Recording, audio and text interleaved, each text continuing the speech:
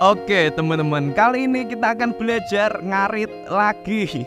Jadi kita akan belajar aritmatika, ilmu mengarit pakai fisika. Yang ini langsung diajarkan oleh Prof. Tombro di video-videonya. Ini adalah video-video yang sangat menarik. Di satu sisi ini videonya lucu, sangat menghibur, tapi sisi fisikanya juga ini menarik untuk dibedah. Aku udah bikin beberapa kali video pembahasan aritmatika ini, silahkan nanti ditonton aja kalau kalian belum menonton. Oke.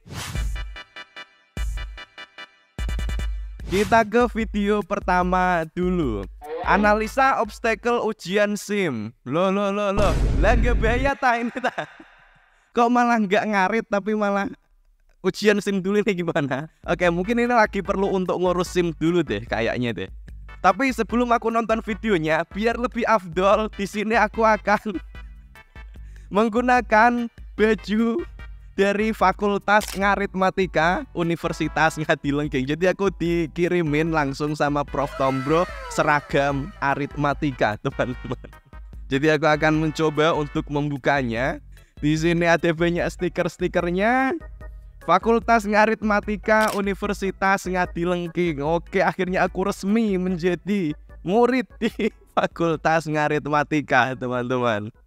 Dan yang paling penting tentu saja ini adalah seragamnya. Tak ganti dulu ya, tak ganti dulu. A few moments later. Oh my god. Bagus loh ini. Akhirnya aku resmi menjadi mahasiswa Fakultas Ngaritmatika Universitas Ngadilengging. Belakangnya. Real. Nah ini muridnya Prof. Tombro ini. Oke, kalau kalian juga pengen punya merchandise kaos seperti yang dipakai Prof. Tombro, silahkan bisa beli aja di Shopee-nya. Linknya aku taruh di deskripsi. Atau bisa juga langsung DM ke Prof. Tombro-nya. Oke, kita lihat dulu aja untuk videonya. Kali ini saya akan menganalisa bagaimana Pak Babin melewati obstacle anggalapan pada praktek ujian SIM di Polrestabes Surabaya. Silakan Pak Babin. Ya. Oke. Bisa kita lihat ketika melewati obstacle angka 8, motor mengalami gaya sentrifugal yang akan membuat motor miring keluar. Pak Babin harus melawan gaya sentrifugal itu dengan memiringkan motor ke dalam agar motor tetap stabil. Oke. Caranya gaya sentrifugal yang memiringkan motor keluar adalah Fs sama dengan mv kuadrat per R. Dengan M adalah massa, V adalah laju motor, dan R adalah jari-jari lintasan. Pada titik pusat massa motor dan pembalap juga bekerja gaya gravitasi ke bawah sebesar V sama dengan mg. Selain ketangkasan, Pak Babin juga harus memiringkan bokong dan tokornya agar motor tidak guling dan dilosor.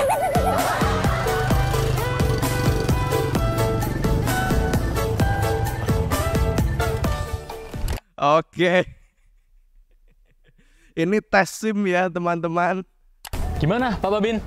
Betul ternyata apa yang disampaikan Bapak Kapolri, bahwa ke depan Polri harus bisa menghadirkan layanan ujian SIM yang mudah bagi masyarakat dan relevan dengan keadaan yang ada di jalan. Pak.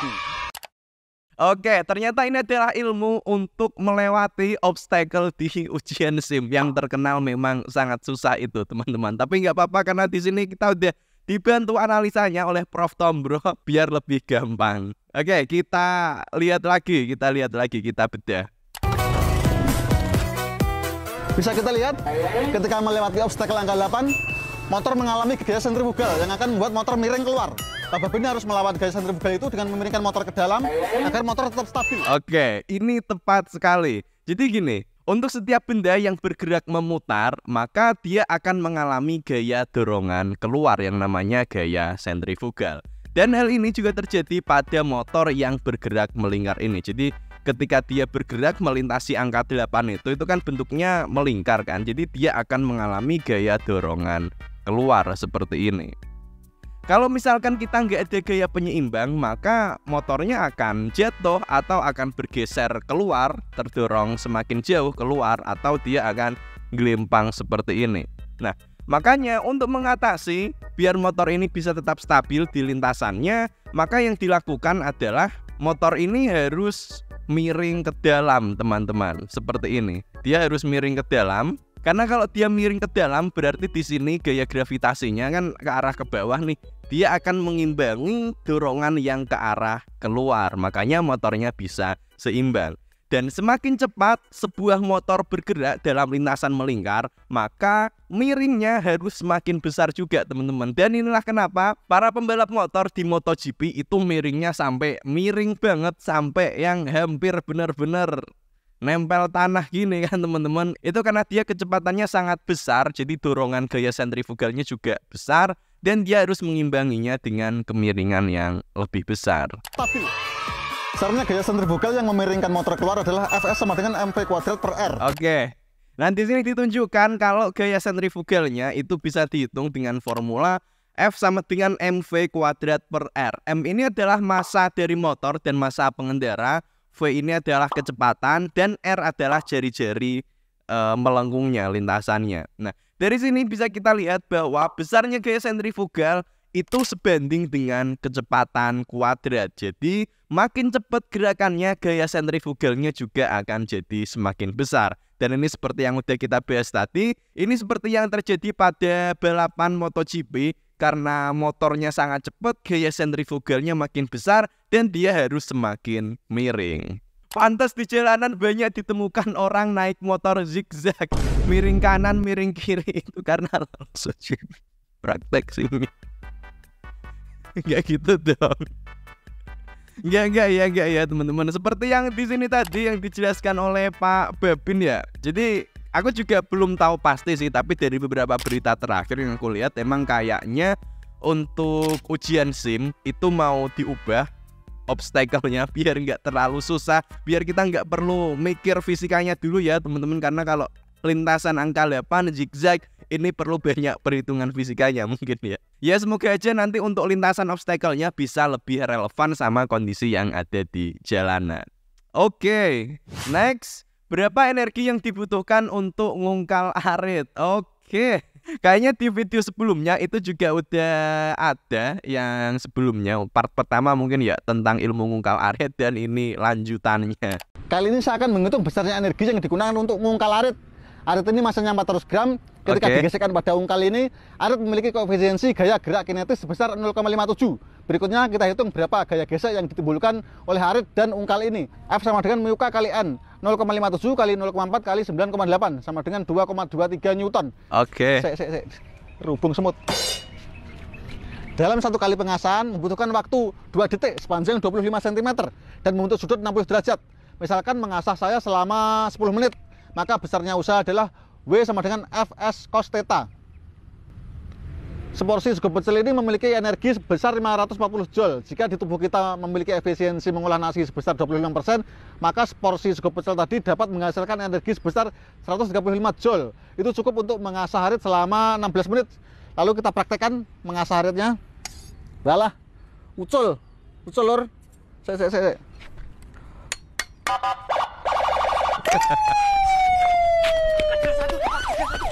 Bahaya ini.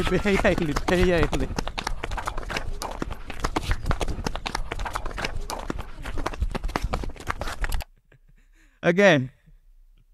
Ada beberapa hal menarik nih dari video ini yang bisa kita pelajari. Pertama adalah yang terkait dengan ini. Arit ini masanya 400 gram. Ketika digesekkan pada ungkal ini, arit memiliki koefisiensi gaya gerak kinetis sebesar 0,57. Oke. Pertama di sini yang perlu kita bahas adalah kata kuncinya gaya gesek kinetis. Nah, gaya gesek sendiri itu terbagi menjadi 2 kategori, yaitu gaya gesek statis dan gaya gesek kinetis. Gaya gesek statis adalah gaya gesek yang dialami ketika kita mendorong sebuah benda yang masih diam. Sementara gaya gesek kinetis adalah gaya gesek yang dialami ketika bendanya itu sudah bergerak. Misalnya nih, kita mau mendorong sebuah lemari. Lemarinya awalnya diem kan. Berarti di sini gaya gesek yang bekerja adalah gaya gesek statis. Sementara ketika lemarinya udah mulai kedorong, gaya geseknya akan berubah ke gaya gesek kinetis, di mana gaya gesek kinetis ini nilainya lebih rendah daripada gaya gesek statis. Makanya kalau pas udah berjalan lemarinya ini relatif lebih ringan dorongnya daripada pas awal. Dan di sini ketika pas mendorong, Prof. Tom Bro menggunakan analisis gaya gesek kinetis karena memang ketika kita ngungkal arit, mengungkal itu apa sih bahasa Indonesianya? Mengasah arit, ini kan kita lebih dominan ketika aritnya pas posisi bergerak, makanya pakai gesekan kinetis. F sama dengan mu K kali N, 0,57 kali 0,4 kali 9,8 sama dengan 2,23 Newton. Oke, nah untuk gaya gesek kinetis benar dapat dihitung dengan formula ini. F sama dengan mu K kali N, gaya normal N itu. Yang di sini digunakan nilai gaya berat dari arit itu sendiri. Jadi di sini asumsinya adalah untuk bebannya itu hanya berasal dari aritnya itu sendiri. Tapi yang perlu kita perhatikan, ketika kita ngarit itu kan kita sambil neken kan pastinya. Berarti gaya dorongan normalnya ini semakin besar dan gaya geseknya juga akan semakin besar. Ini benar tapi dengan asumsi di awal tadi. Dalam satu kali pengasahan membutuhkan waktu 2 detik sepanjang 25 cm dan membentuk sudut 60 derajat. Misalkan mengasah saya selama 10 menit, maka besarnya usaha adalah W sama dengan Fs cos theta. Nah, balik lagi di sini asumsinya adalah gaya yang digunakan adalah gaya untuk sekedar melawan gaya geseknya aja. Tapi kalau kita beneran itu kita kan sambil neken kan, jadi harusnya akan membutuhkan gaya yang lebih besar. Jadi ini mungkin hitungannya adalah usaha minimal yang dibutuhkan. Seporsi sego pecel ini memiliki energi sebesar 540 Joule. Jika di tubuh kita memiliki efisiensi mengolah nasi sebesar 25%, maka seporsi sego pecel tadi dapat menghasilkan energi sebesar 135 Joule. Itu cukup untuk mengasah arit selama 16 menit. Oke. Nah, di sini jika memang satu porsi nasi pecel itu memiliki energi 540 Joule, maka hitungan ini benar teman-teman. Tapi makanan dengan energi 540 Joule itu sangat sedikit loh ya teman-teman. Seporsi itu aja biasanya sekitar 400 kalori, 400 kilokalori, yang itu kalau dikonversi bisa sampai 1600-an kilojoule. Jadi sangat-sangat besar. Aku nggak tahu, mungkin ini nasinya sangat-sangat kecil atau entah Prof Tombronya ada keliru dalam konversi energinya dari kilokalori ke joule-nya. Mungkin nanti teman-teman bisa memverifikasi berapa energi dari seporsi nasi pecel. Tapi kayaknya menurutku nggak segini deh. Next video selanjutnya. Wih, dalam liar.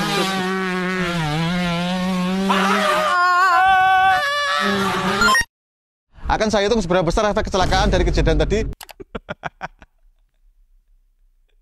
Ada kecelakaan bukannya ditolongin malah itu.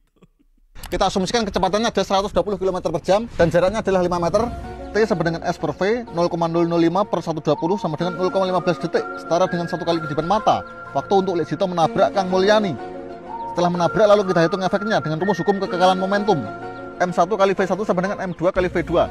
V2 sama dengan 100 meter per second, lalu kita gunakan rumus GLBB, maka efeknya sama seperti Lejito jatuh dari gedung dengan ketinggian 500 meter. Sekarang kita ukur berapa jauh Lek Katijan terseret. Lek, piye lo Lek iki? Enak mau tibur kok tulung malah kok hitung iki. Tulung Lek. Ada orang jatuh, bukannya ditolongin malah dihitung. Ini tadi mau diukur juga. Emang nggak fisika itu nggak jelas ya teman-teman. Oke, pertama di sini tadi ada konversi kecepatan dari 120 km per jam. Kalau dikonversi ke meter per detik itu nilainya adalah 33,3 meter per detik. Kemudian untuk menghitung waktu yang dibutuhkan untuk menempuh jarak tertentu, maka bisa digunakan formula sebagai berikut. Ini tepat sekali.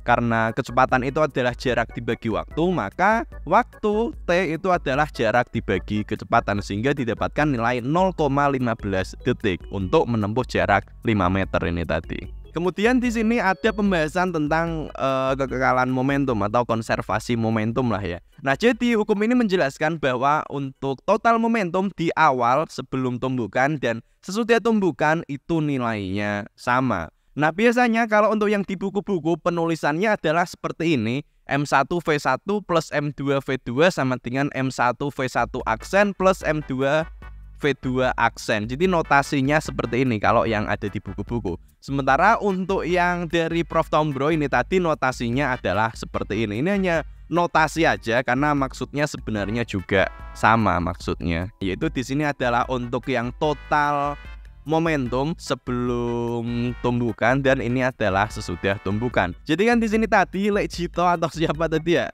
yang bawa motor, ini kan berarti massa motornya 110, Lejitonya 55, bergerak dengan kecepatan 33,3 4,3 meter per detik. Yang kemudian ketika menabrak, semua energi dan momentumnya ditransfer ke orang yang ditabrak.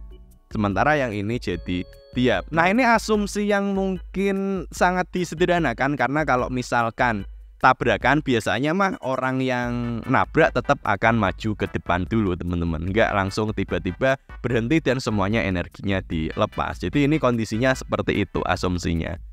Wes intinya pokoknya iso lockout sekondonya. Bener, dia nggak perlu dihitung-hitung lagi nih, kesimpulannya udah didapat. Intinya pokoknya ini nanti orangnya bisa lockout dari dunia teman-teman. Bener juga sih. Dan yang lebih penting, kalau ada orang jatuh ini ditolong ya. Lek, piye lo lek iki? Enek wong tibur kok tulung malah kok itung iki.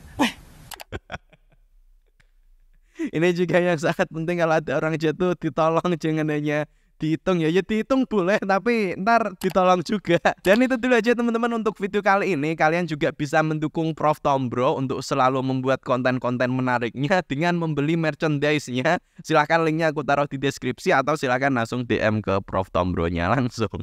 Oke, gitu aja, kita ketemu lagi di video selanjutnya. Dadah, terima kasih.